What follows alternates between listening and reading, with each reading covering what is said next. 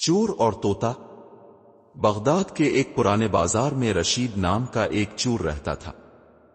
رشید نہایت چالاک اور ہوشیار تھا۔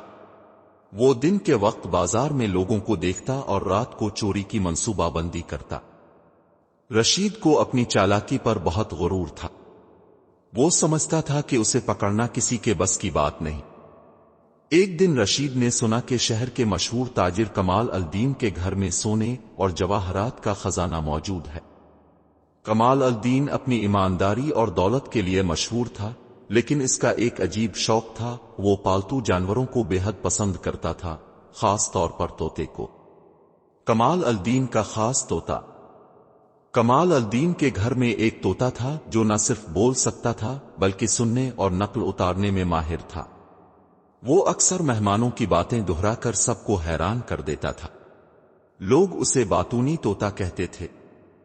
رشید کو یہ سب معلوم تھا، لیکن وہ طوطے کو سنجیدگی سے نہیں لیتا تھا۔ اس نے سوچا کہ آخر ایک طوطا کیا کر سکتا ہے؟ میں آسانی سے خزانہ چرا سکتا ہوں۔ رشید نے کئی دن تک کمال الدین کے گھر کی نگرانی کی۔ اس نے دیکھا کہ کمال الدین رات کو جلدی سو جاتا تھا اور گھر کا دروازہ اندر سے بند کر لیتا تھا۔ لیکن ایک رات رشید کو پتا چلا کہ کمال الدین کا ملازم دروازہ کھلا چھوڑ گیا تھا۔ رشید نے سوچا، یہ موقع ضائع نہیں کرنا چاہیے۔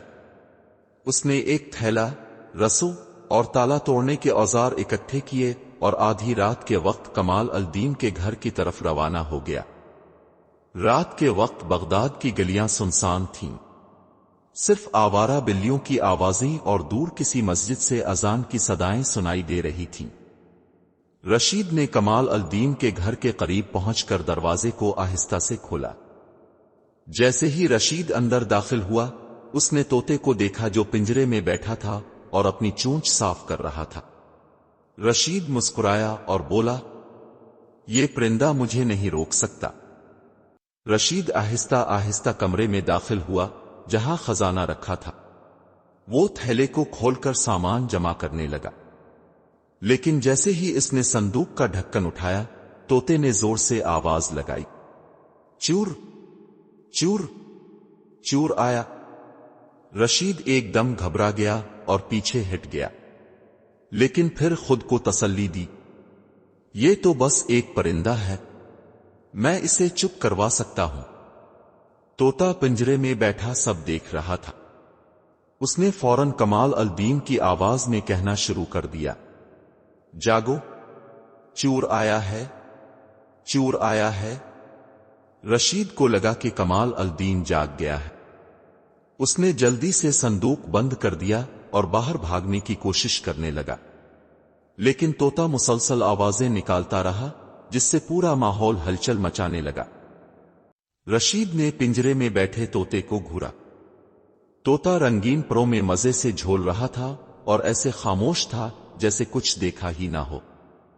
رشید نے سکون کا سانس لیا اور سوچا، یہ ایک معمولی سا پرندہ ہے، یہ میرا کچھ نہیں بگاڑ سکتا۔ رشید نے دھیرے دھیرے کمرے کی طرف قدم بڑھائے جہاں تاجر کا خزانہ رکھا تھا۔ اس نے تھیلا کھولا اور صندوق کا تالا کھولنے کے لیے اوزار نکالے، لیکن جیسے ہی صندوق کا ڈھکن اٹھایا، طوطا اچانک چیخنے لگا، چور چور چور آیا۔ رشید کا دل زور زور سے دھڑکنے لگا۔ اس نے پیچھے موڑ کر دیکھا، لیکن وہاں کوئی نہیں تھا۔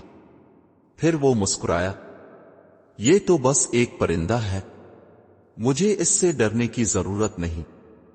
رشید نے دوبارہ خزانے کو دیکھنے کی کوشش کی، لیکن طوطے نے ایک نئی چال چل دی۔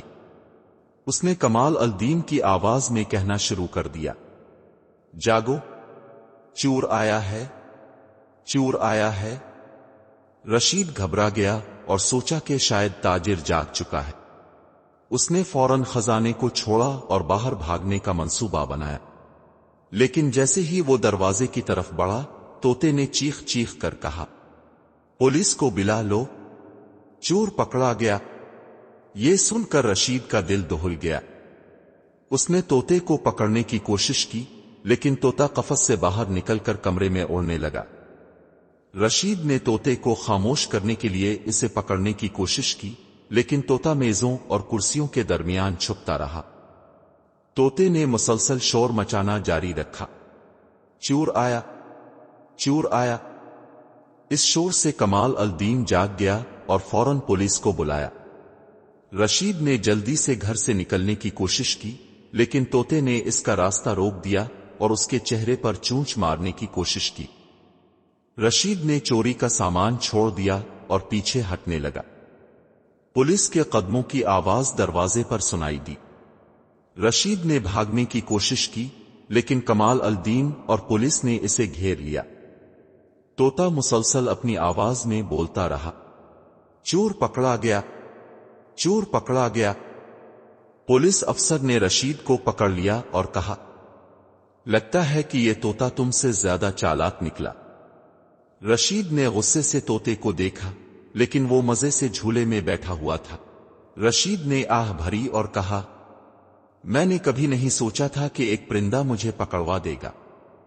کمال الدین نے طوطے کی طرف دیکھا اور مسکراتے ہوئے کہا، تم نے نہ صرف میرے خزانے کو بچایا بلکہ رشید کو سبق بھی سکھایا۔ پولیس نے رشید کو جیل بھیج دیا اور طوطا پورے بازار میں مشہور ہو گیا۔ لوگ اسے دیکھنے آتے اور اسے چور پکڑنے والا طوطا کہہ کر بلاتے۔ رشید کو اپنی چالاکی پر بہت غرور تھا، لیکن ایک چھوٹے سے طوطے نے اس کے غرور کو خاک میں ملا دیا۔ یہ کہانی سکھاتی ہے کہ ہوشیاری کے ساتھ ایمانداری بھی ضروری ہے، ورنہ انجام برا ہو سکتا ہے۔ سبق: کبھی کسی کو کمزور نہ سمجھو، کیونکہ کبھی کبھار چھوٹی چیزیں بڑی شکست دے سکتی ہیں۔